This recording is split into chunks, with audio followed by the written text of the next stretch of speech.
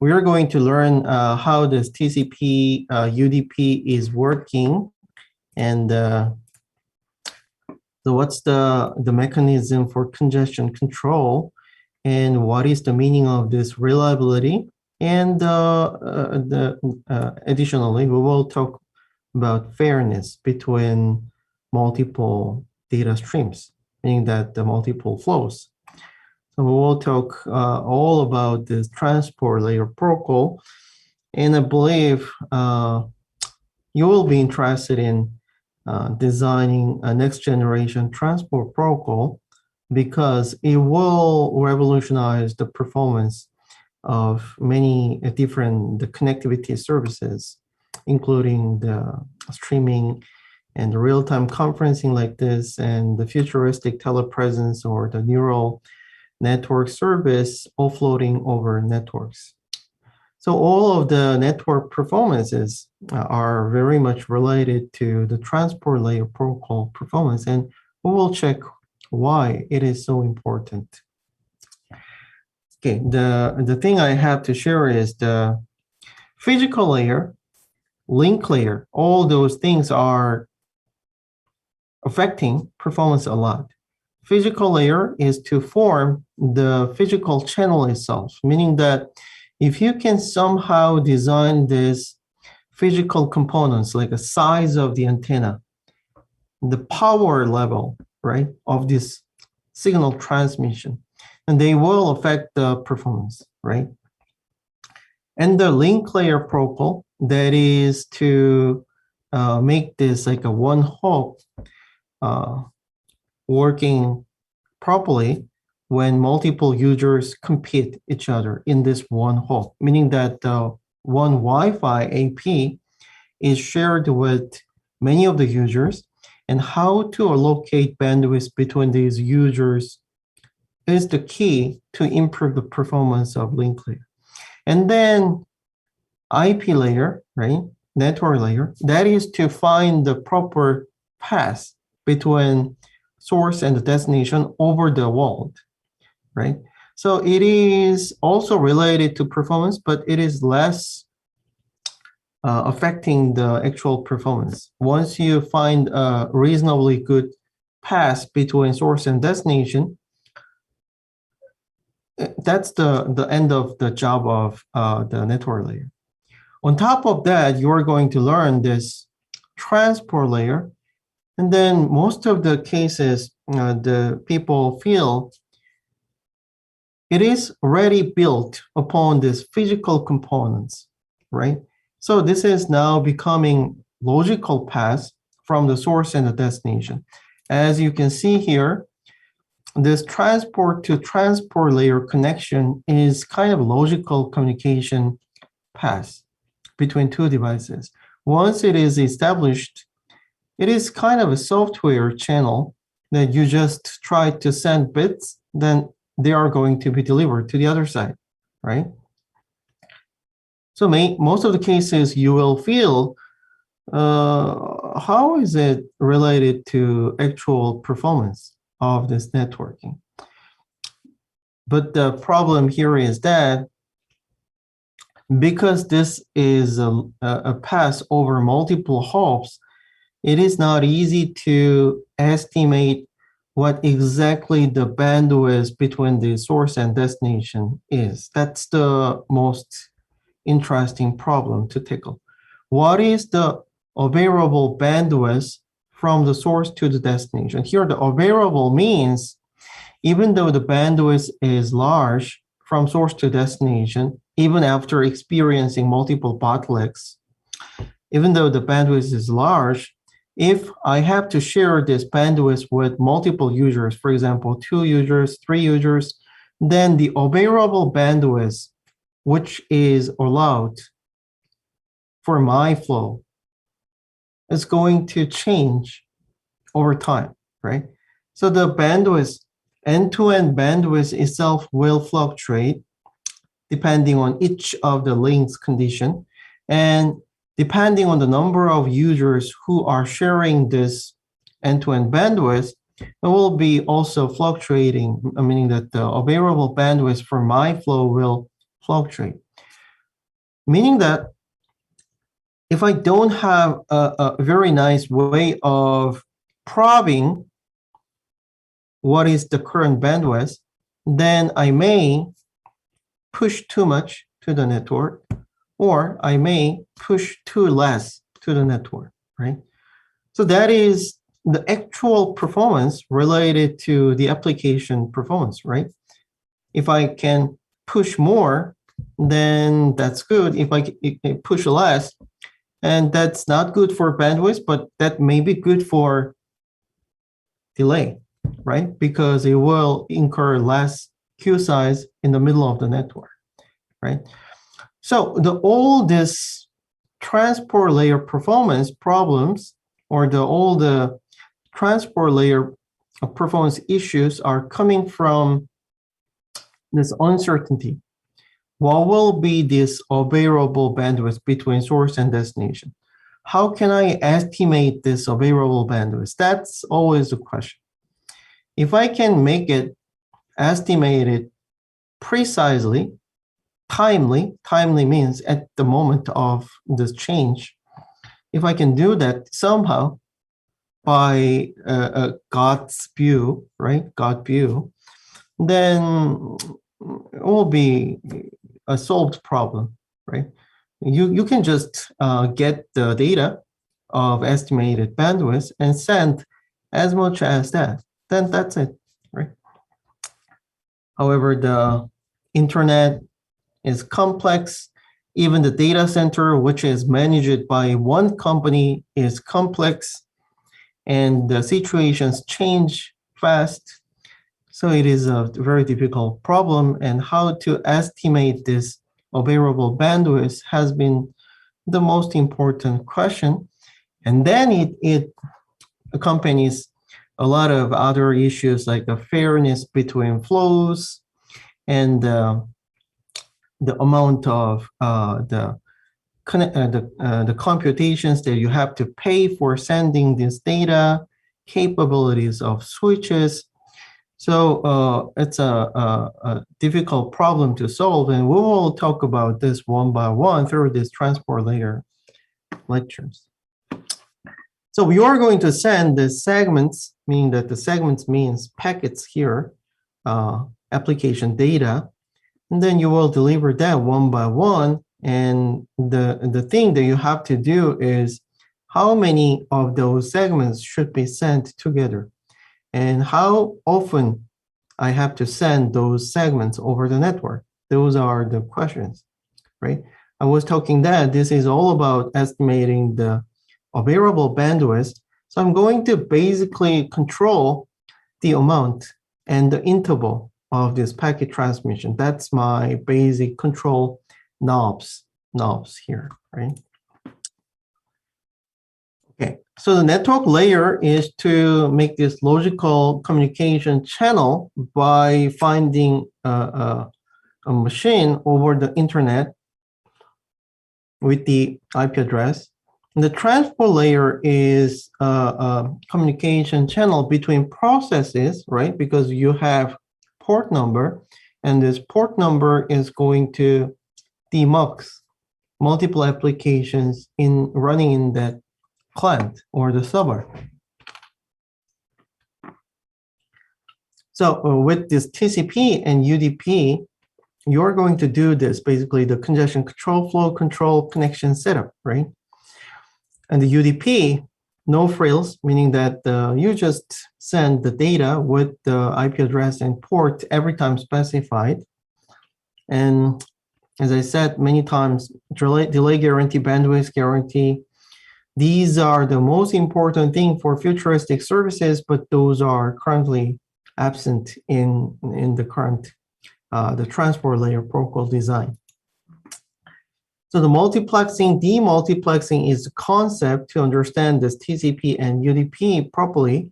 So when you have this P1, P2 process and P3, P4 process in different machines, then the multiplexing means these senders will kind of multiplex data and send out those data. If these two packets are going toward almost the same direction, they will be sent toward the same switch in the internet, right? So they will be sent not as just a one chunk, but they will be grouped and they will be sent together to the same switch. And the demultiplexing is the case which is exactly opposite of what I explained. So multiple processes will send packets and they will be arriving in this machine. And finally, depending on the port number, you will distribute these packets to the corresponding processes, right? So this how demultiplexing works, as we have seen previously, the TCP UDP packet basically has this type of header, source port number, destination port number, and other header related fields. So the header related fields include many information. Some of them are useful and some of them are already dead, meaning that they're deprecated. So you can utilize some of the bits inside this header for the next generation services, because you can replace those dead bits with different meanings. And the application data will be attached to it. So the IP address and the port number are the basis to differentiate this processes. And something interesting here is inside this TCP and UDP, you don't have the IP address, right? This is a TCP and UDP transport layer header, right? And the IP is included in the IP layer header. That's a network layer header, right? So inside this TCP UDP header, you don't have to include IP address, right? Only the port number, which is unique in this transport layer, are included. So let's talk about this example. You have this port number specified, right? And then this port number will be read and match it with the IP address to find out the destination process. And here, interestingly, when host receives UDP segment, checks the destination port in the segment, right, and directs UDP segments to the process with that port numbers, socket with the port number, right? So because socket is tied with the application, once you give your packets the corresponding socket, the socket will automatically push the packet up to the application, right? So your job is to find the right socket, which is with that port number, right? And by reading this, you can catch that the socket itself doesn't care about the IP address, right? Because the IP address is my machine's IP address. So whatever the packets I already have in my machine are the packets destined to my machine's IP address. So I don't need to check again and again the IP address, right? Only the port number is important to match the socket. So the same destination, same port number, but different source IP addresses, and the source port numbers will be directed to same socket. This is one of the most important characteristic of UDP, right? You don't actually differentiate the packets coming from different source IP address or the different the source port number, right? So in the UDP, as long as you have the same IP and port number with this destination, they will be multiplexed to the socket, and then the application will get it, right? Meaning that this is a connectionless setup of this UDP.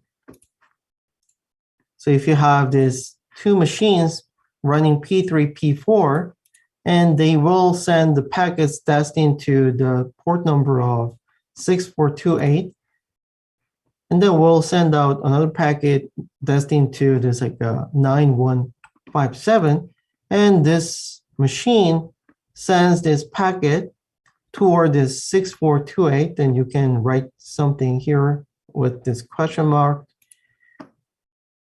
As you can see, even though the machines sending these packets are different, you will get these packets through a single socket, right?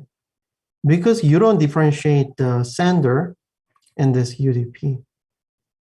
Meaning that if I run a server and all of you are connecting to my server with this destination IP address and the port number, then I'm going to get the packets from Donguk, Uhyuk, Changwon, Yongjin, Mingyu with one process, right? How can I differentiate these packets are coming from different users? How can I do that? That's the question. Can somebody tell?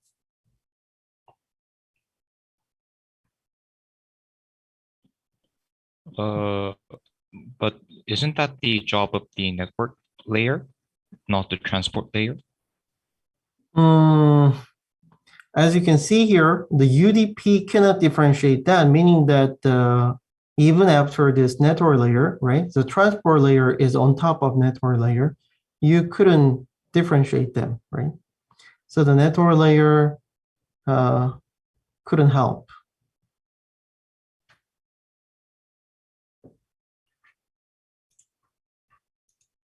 Application layer headers. Interesting. Do we have application layer header?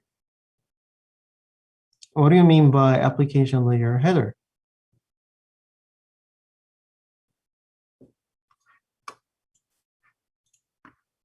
HTTP? Okay.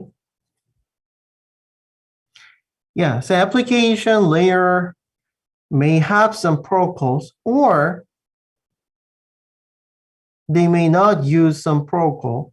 Application protocols can be defined or undefined, meaning that, yeah, you just send and receive based on your own implementation that's possible, or you can borrow the protocols designed for applications such as like SMTP, FTP, and HTTP.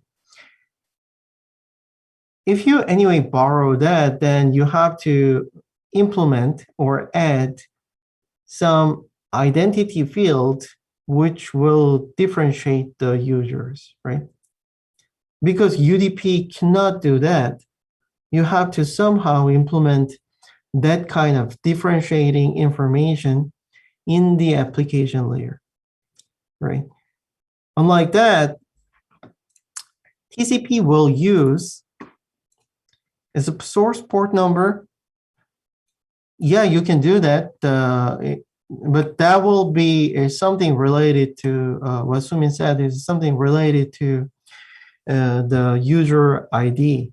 So you can kind of provide the user ID, which can be matching with this source port number, or you can even define it without matching with the source port number. So you can give different meaning that it will be more flexible to differentiate the users, right? It will be cumbersome because you have you need to have additional information to differentiate the users. However, it will give you more flexibility. How I define different users will be in my definitions of that user ID, right? I may define some users coming from the same institution as the same user, right? And I don't want to differentiate them. Then I'm going to assign the user ID depending on the group of IP address. That's also possible. And I'm going to differentiate the users based on the machine's port number, then I can do that. So my flexibility of differentiating these users can be implemented in the application, not in the transport layer. So unlike the UDP, the TCP, you have this connection-oriented setup, and it will help you demux these packets into different processes. So in the TCP, you need to have this connection made based on the source IP address, source port number, destination IP address, and destination port number, meaning that even though you have the same destination IP and the port number, you can differentiate users depending on the source IP and the port number, right? So this figure will show you how you can understand this, the concept of this, the connection-oriented demultiplexing. So as you can see, the process of P1 is communicating with P4, and the process of P2 and P3 are communicating with P5 and P6, right? So let's check the destination port number here. Destination port number is 80, 80, and 80, right? So they are all using port number 80, which is the same, and the IP address is the same, right? So in the case of UDP, you couldn't differentiate these users because you don't have additional information of this, like a port number and the IP address of the source. But here, in the case of connection-oriented, you're going to make a connection ID, which is a virtual thing given to this, like a tuple of source IP port number, destination IP port number. So as you can see here, this, which is using port number of 9157 and 80, and the IP address of AB, will create one connection. And this one, even with the same IP address of C, the port number is different, so you will create different connection ID. So they are all treated separately, right? Meaning that for all of the processes who are trying to visit my machine, I have to create that much of connections and processes to talk to them, right? I need to create different sockets to serve them, right? So when you design this like a web server, which is exactly utilizing the port number of 80, if you implement that with the TCP-based connection, then whenever there is a user trying to connect to your server, then you have to create new socket and the new process to deal with the request, right? If you're using UDP as a web server, then you don't have to do that, right? You just run one UDP socket and treat all these packets coming from different users, different processes within my one socket. And then I'm going to classify them based on this like a user ID, which will be embedded in the application layer, right? You can see the difference between TCP and UDP, right? So I have like a port number different and the port number different, even for the same service. Then some student may wonder, oh, okay, so I know this port number of 80, which is a known port number for this HTTP service. Then how did I choose this like a port number of my process? Some student may wonder this. Can somebody tell? How did I do that?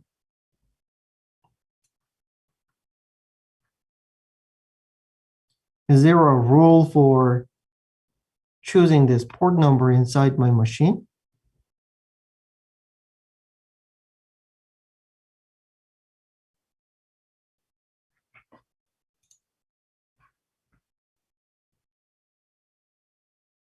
Are the port numbers interconnected in a way? No.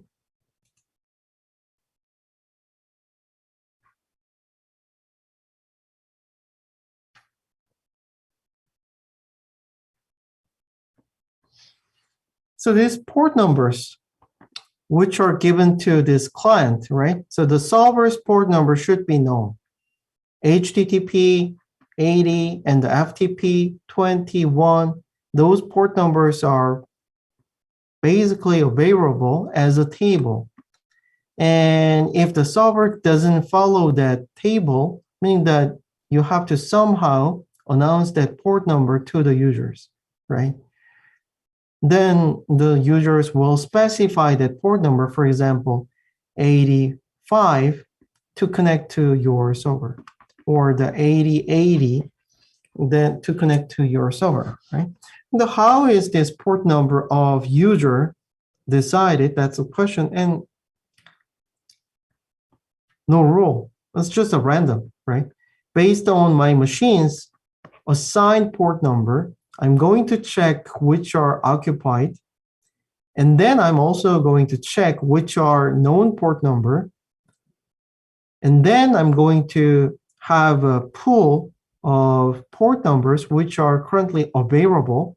And then we'll choose a port number random from that pool. That's my rule.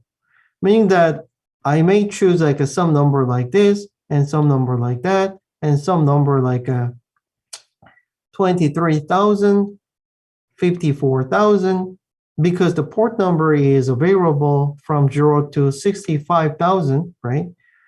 So you can choose any number between these like available numbers, right?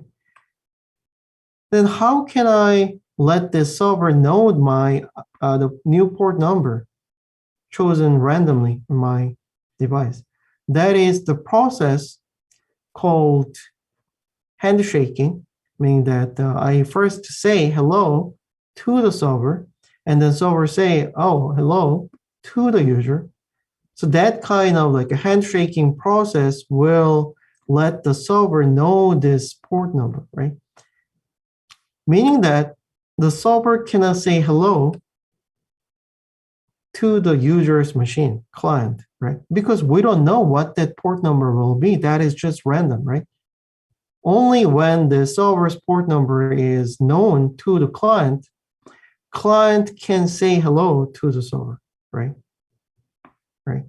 So there are people in the world that you have your machine, right? Even the smartphone.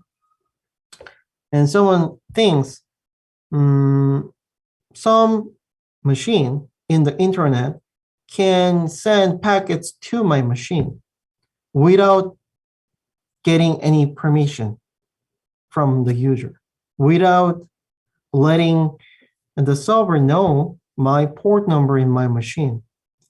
Some people think that kind of threats in the internet. However, that's not possible, right? Anybody in the internet may know what kind of ports are open in my machine based on this port scanning that is possible. However, with that unknown port number, not the known port number, it's kind of just a random number. So it's basically not possible for them to know what is exactly the port number available, right? So I was talking about this like a port scanning, that is the technique to send out packet to each of the port number, right? So when the solver exists, then to check which ports are open in the solver, as a client, what I do is send packet to the port number 1, send packet to port number 2, send packet to port number 3, meaning that the two make a handshake, right? And if there is a port number which are open at the moment, then the solver will send out the reply, right? If the port is not open, meaning that nothing is waiting behind this port, then the solver will send nothing, right? Because there is no such port number open in the solver, right? So this is a process of port scanning, but in most cases, your machine is not working as a solver. Yeah, you don't basically answer to the guy, right? So even though you can communicate with a solver, unless you open just a UDP socket, which will just accept all the packets, the clients, the socket will never receive packets coming from random IP address and the random port number, right? Because as we have seen, if you use this TCP socket, you create a connection. This connection is with the source IP address and the port number and your IP address and your port number.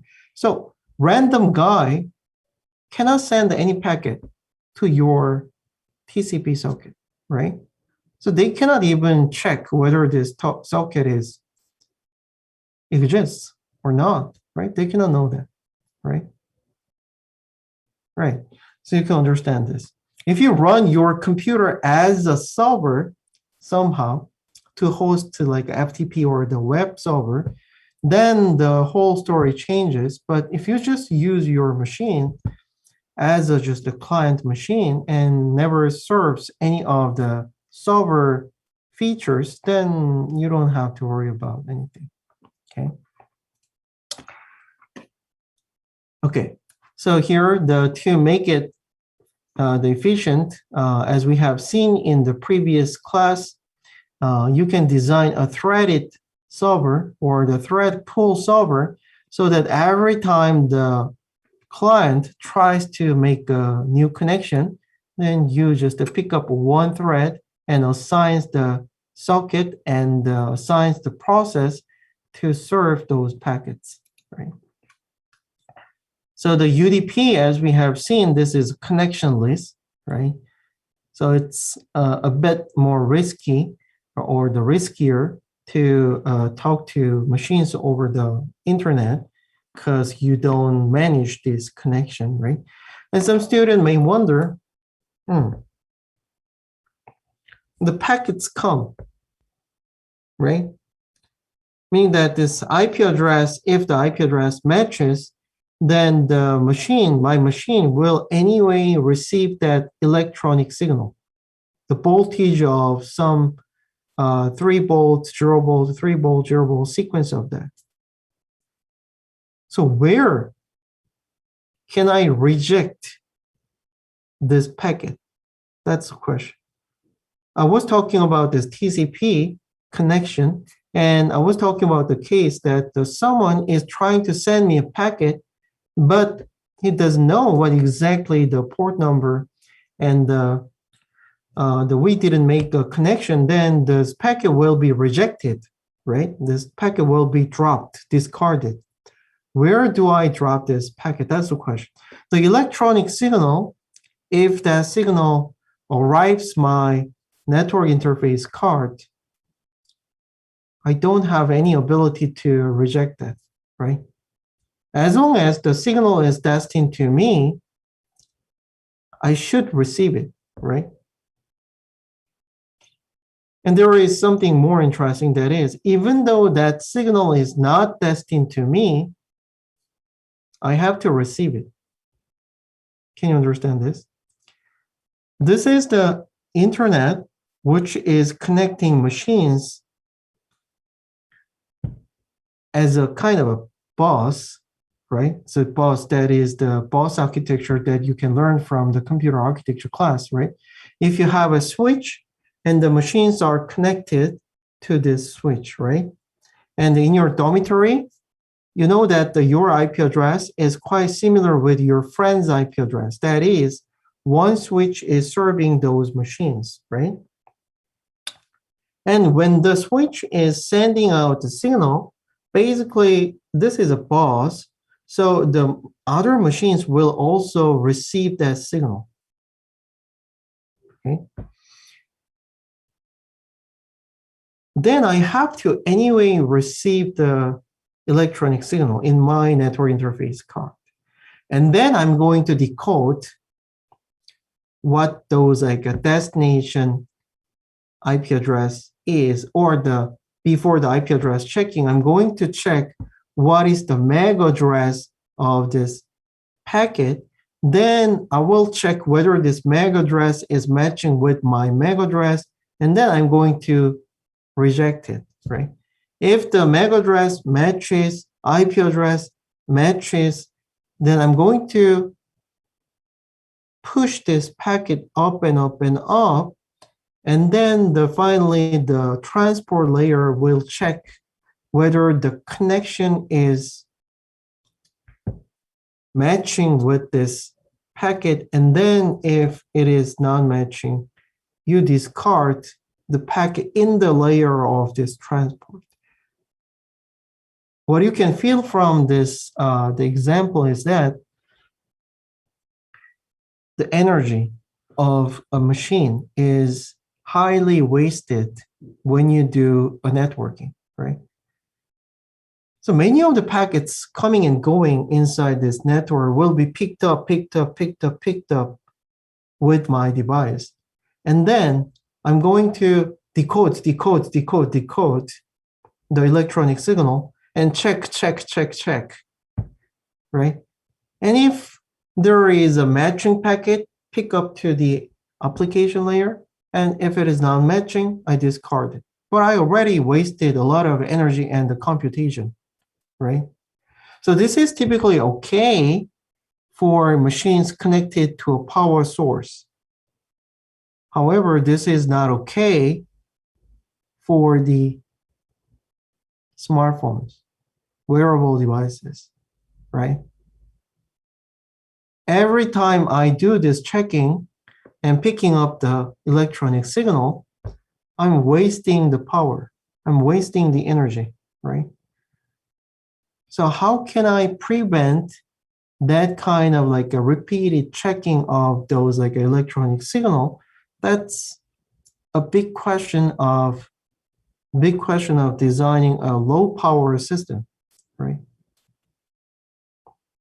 There must be an idea. And interestingly, the cellular network system, right? So unlike the Wi-Fi, which is working just like checking, discarding. That's the case of Wi-Fi, right? The cellular network system is doing something more intelligent to get to know when the packet will come and when I can send the packet. So there is a tight signaling between this device and the cell tower. Because of that, we can save a lot of power, meaningless power. Okay, meaning that I don't pick up the signal destined to the professor, the beside my room. If the signal is coming from the cell tower to his device, I don't pick up the signal. But in the case of Wi-Fi, if we are in the same Wi-Fi zone and many of the devices are connected to the same Wi-Fi, every time the packets are coming, even though that's not destined to me, I'm going to pick up. I don't know when the packet will come exactly because there is no, the agreement between the AP and my device when exactly the packet will come. So I have to spend a lot of power to decode, match, discard. Okay. So now you can understand this like a logical structure of networking is very much understandable, but the physical point of view, you can redesign these systems a lot to make it super efficient in terms of this like energy consumption and the actual performance. You still have some rooms for improvement. But why it didn't happen in the past? That's the question. And as you can quickly understand, that is difficult. In terms of what? That is difficult in terms of what? That is difficult in terms of money, right? If you want to make it more efficient, then you have to invest more for each of the chipset and for the protocol design, meaning that everything will become a bit more complicated. And then the cost will increase and nobody will buy that, right? Meaning that if you can somehow have a very nice computing chipset, which will work as a network processor control, network interface card control, sound card control. So if you can utilize this chipset intelligently for here and there, which is very much power efficient, then you can kind of revolutionize the network as well, right? So some student may say, we have a very nice processor in the laptop, like a CPU, and we have a good GPU, and why don't we use that? Because the processor is already there. The answer is,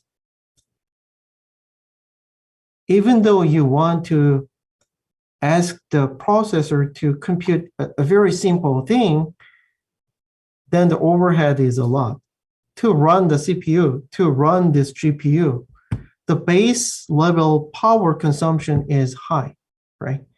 That's why you design the small size, low cost, dedicated processor for this network interface card, sound card, GPS, all these peripherals use their own dedicated processor to minimize the power consumption. And I was talking that this like a low cost, low power chipset itself is not intelligent enough to save the power. And this is a circling story, right? This is a circling story.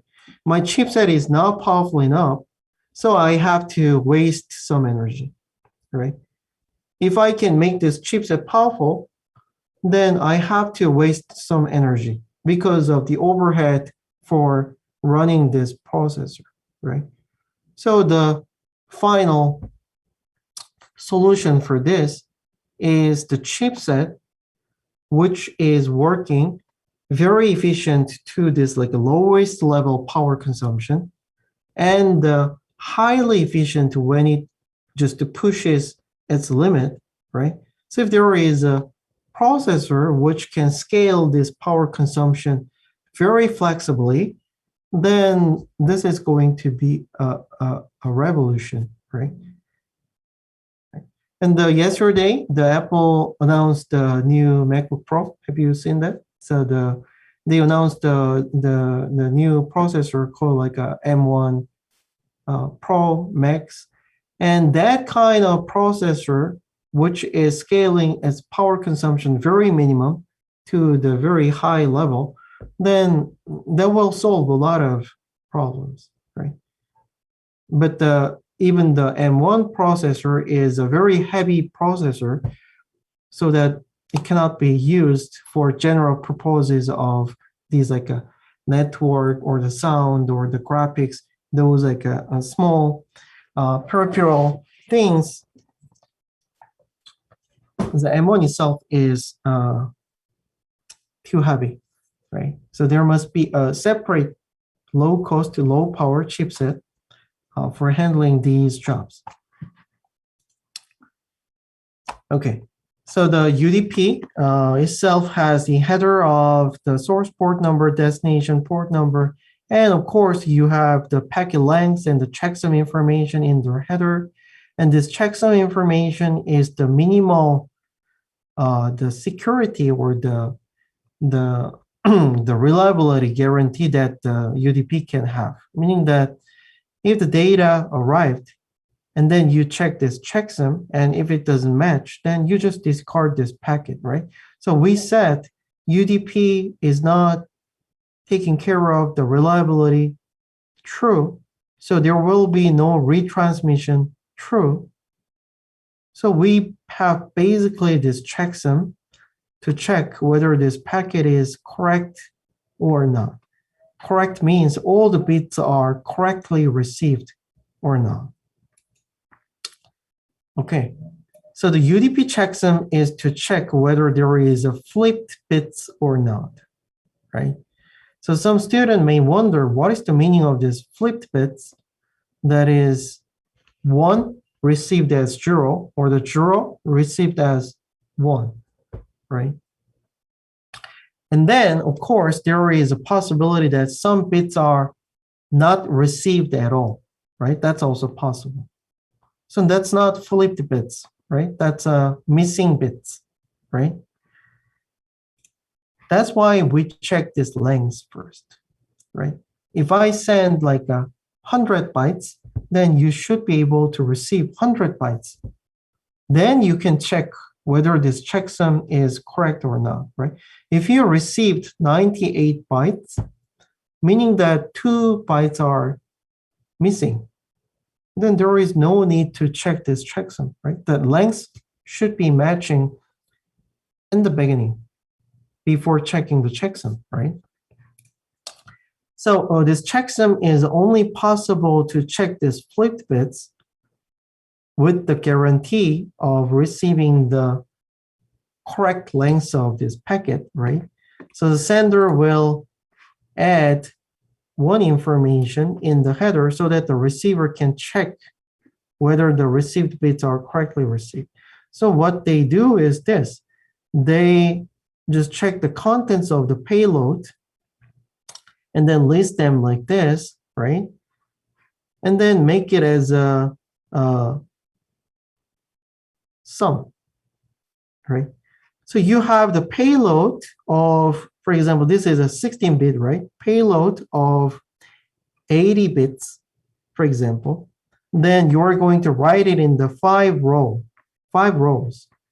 First 16-bit, second 16-bit, third 16-bit, fourth 16 bits, fifth 16 bits, right? And then you add all of them, right? And then item by item, right? And then you do wraparound, meaning that you don't want to lose any of the information from this summation. So if there is one, then you just make it go to the end and then finally get the sum, right? So this summation is not the same with this original summation, but you didn't lose any of this information because you just wrap this around to the end.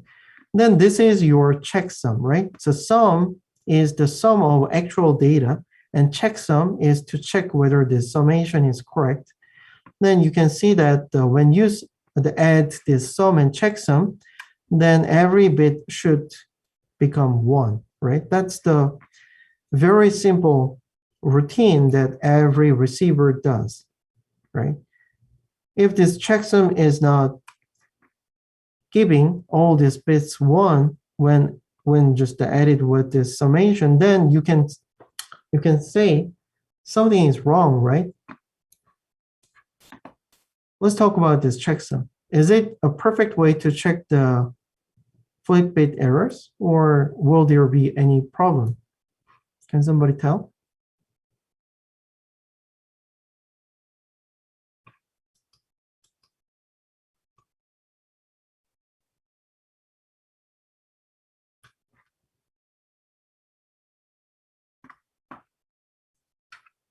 What kind of problems can happen even though you check this checksum and it turned out to be correct, but there is still a problem? What might be the problem? If two data are same place flip, then the sum is same, but you have flip data. Right. Right. So as you can see here, I made a sum, right? 0 and 1 as 1. What if I added 1 and 0? Then it is still 1, right?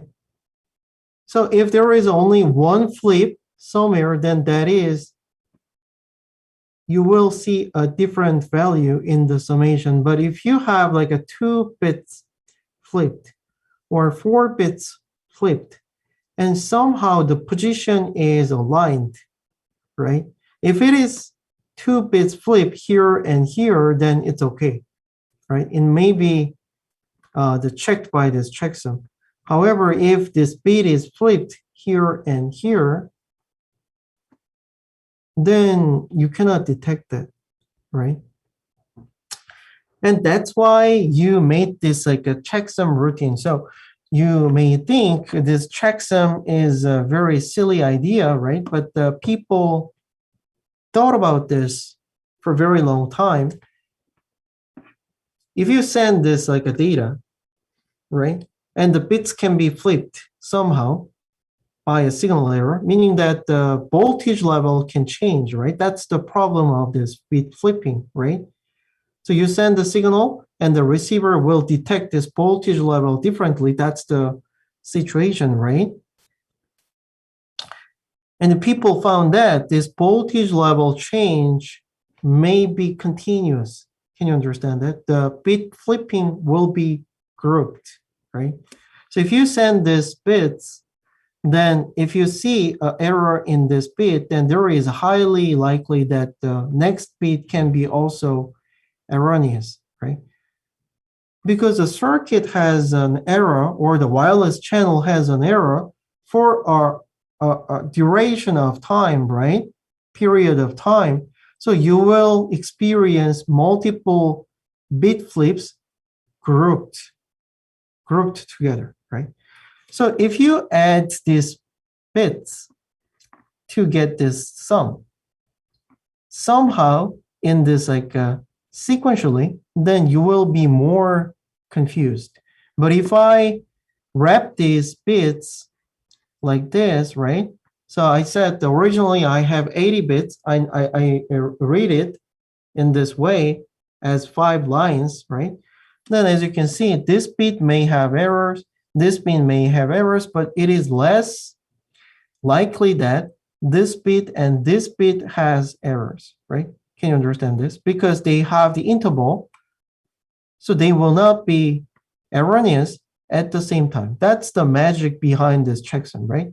To get these 2 bits flipped at the same time, the probability is very low, right?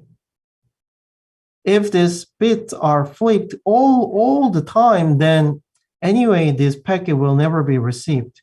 But I'm talking about the case that magically these 2 bits are flipped so that I just check the checksum and it is turned out to be okay, but it was not okay. What is the probability of seeing that? Then as I said, that probability is very minimal, right? That's the magic behind this checksum. However, in the reality, even with such a very low probability, that kind of mistake can happen, right?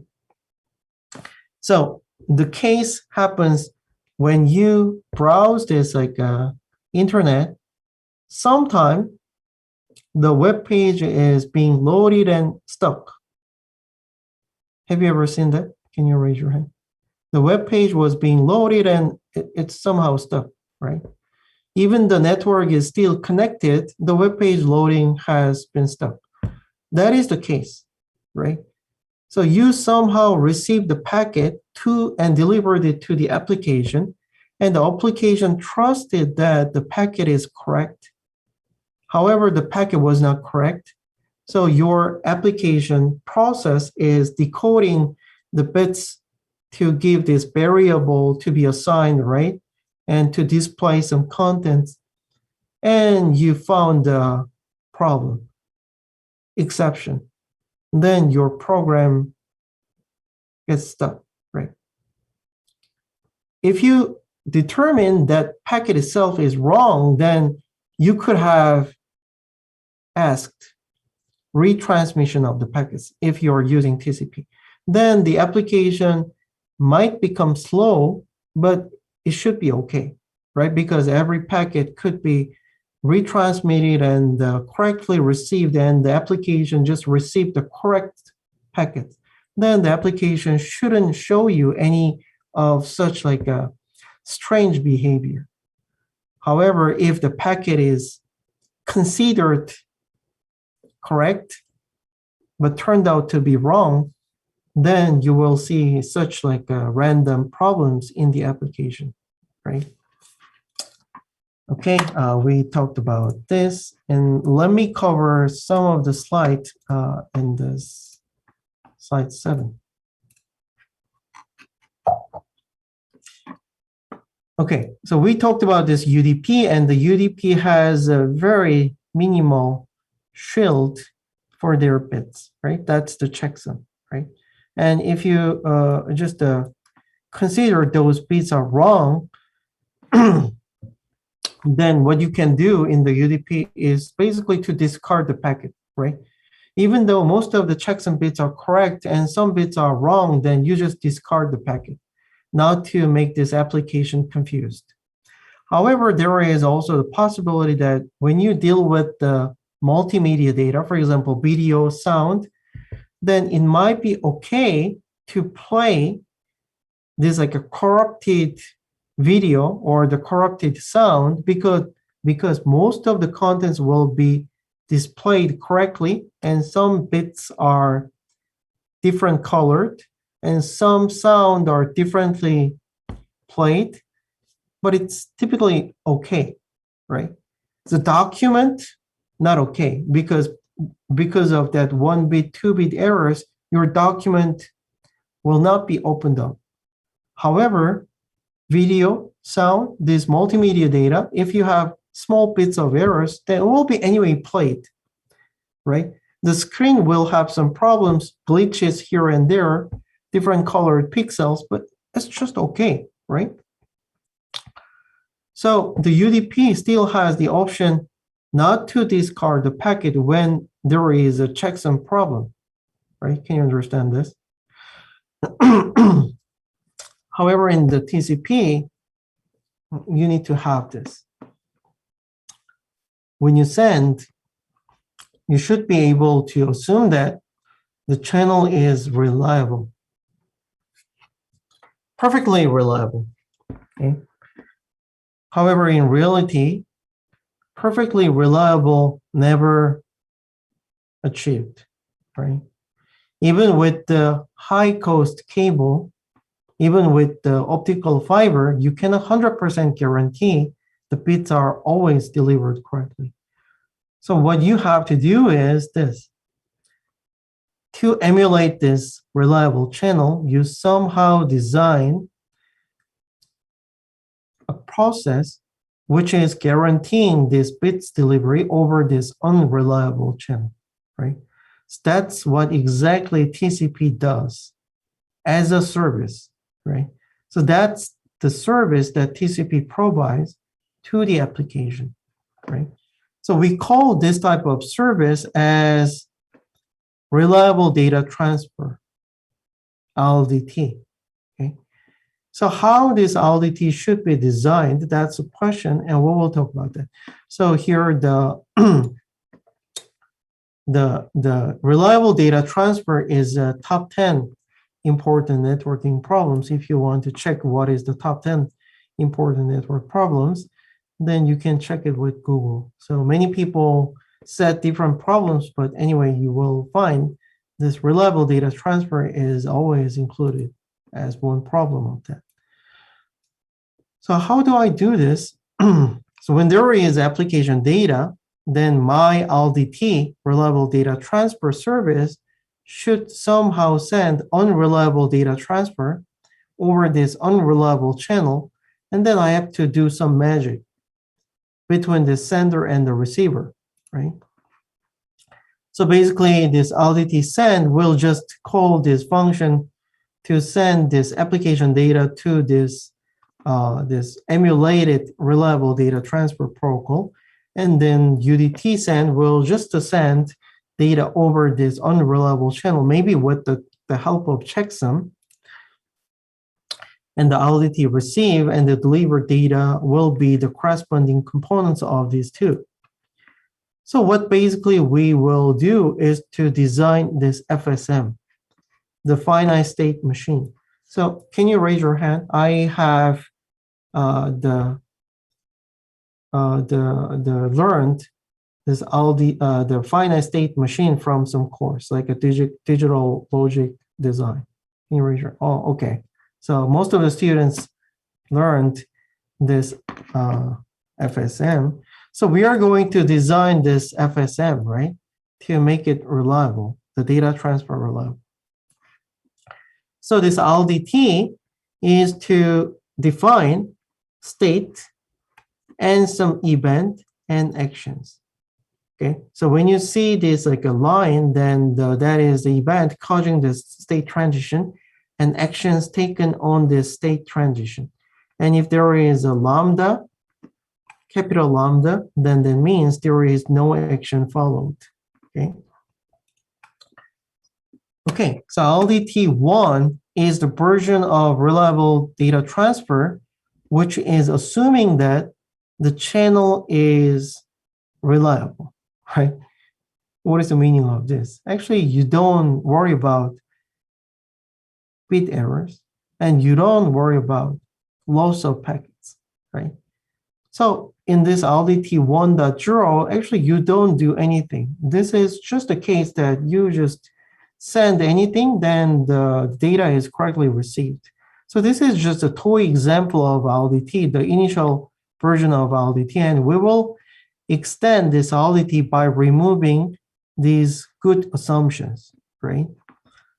So in the sender, you basically wait for a call from a verb, meaning that this application can send something, then your transport service will wait until the data comes.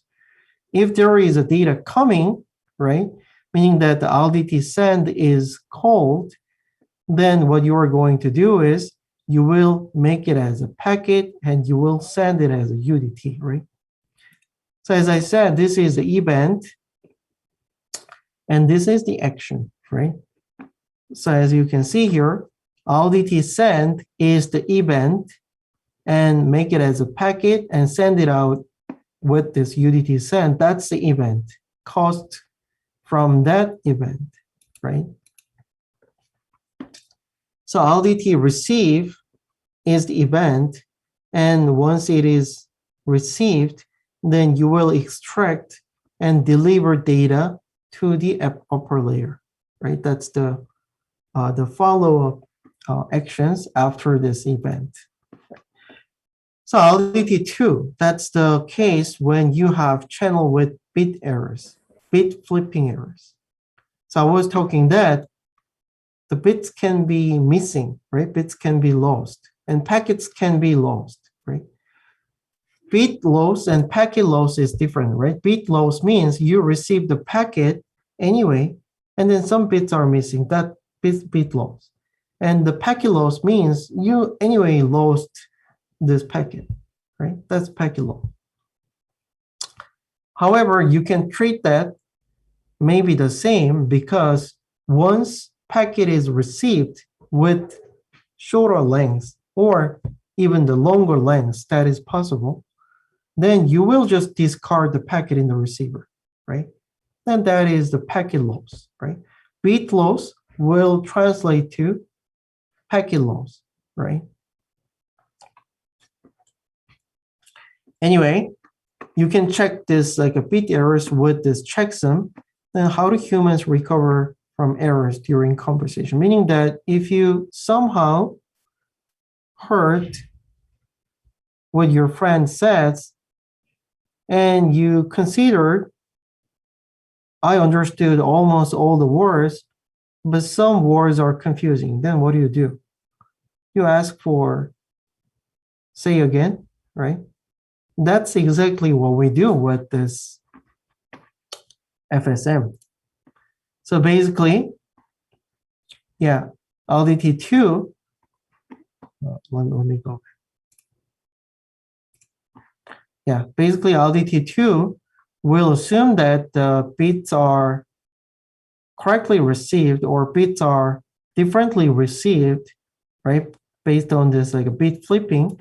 So you will create some additional packet called acknowledgement or negative acknowledgement. So acknowledgement means I received the packet.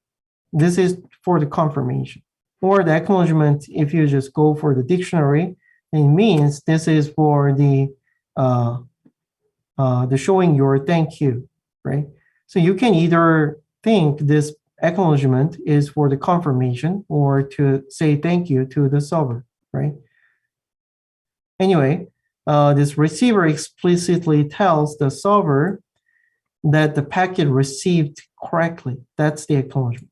And the negative acknowledgement means the receiver explicitly tells the solver that the packet had errors. So this is what exactly humans do in real conversation. And maybe you can treat this negative acknowledgement as absence of acknowledgement. Can you understand what I say? When you say acknowledgement, then that means everything is correctly received. If you don't say acknowledgement, then the sender will think, oh, there is a problem, right? So that is exactly the same with negative acknowledgement. However, if I don't send acknowledgement, solver may think, is it because of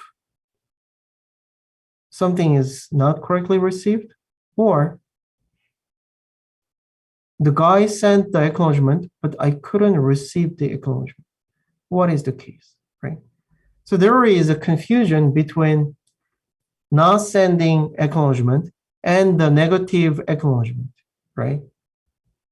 So we will talk about this difference in the following lectures.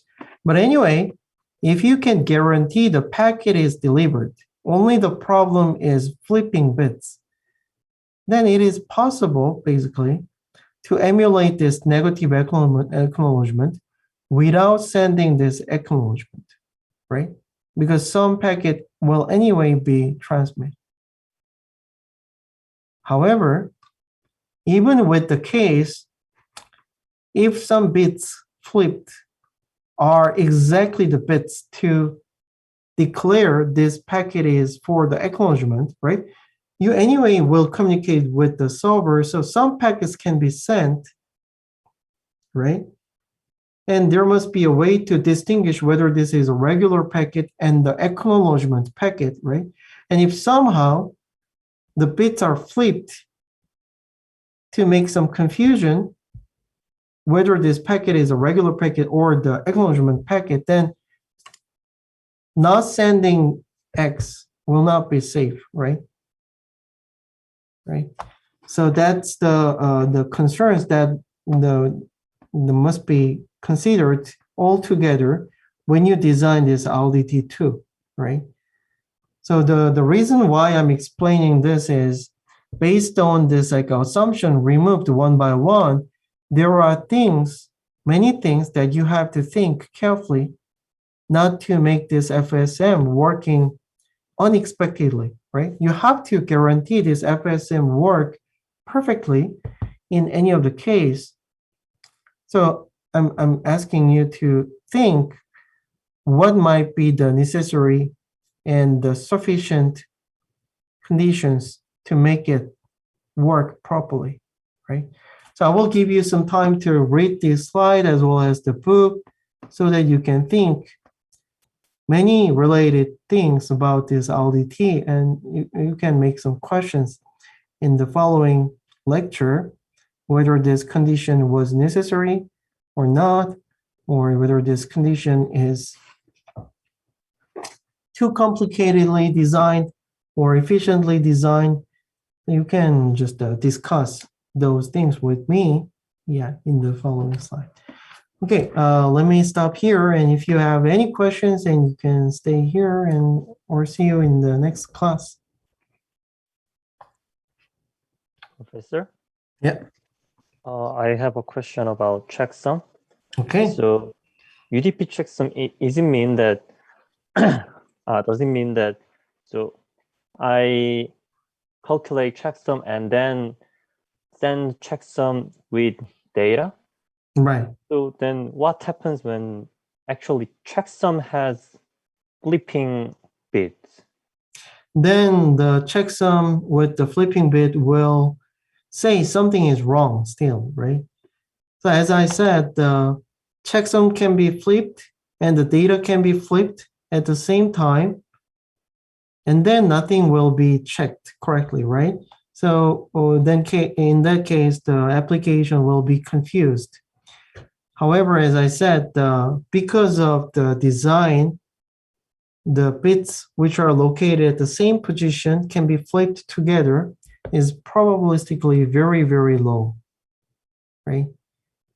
However, that's still possible. So when even if the data is correctly sent, Right. but only the checksum is wrong, Right. then discard packet. Right. Thank you. Yeah. So checksum is in the header, so meaning that you can check this header and the body, and they should be all correct to consider packet is correct.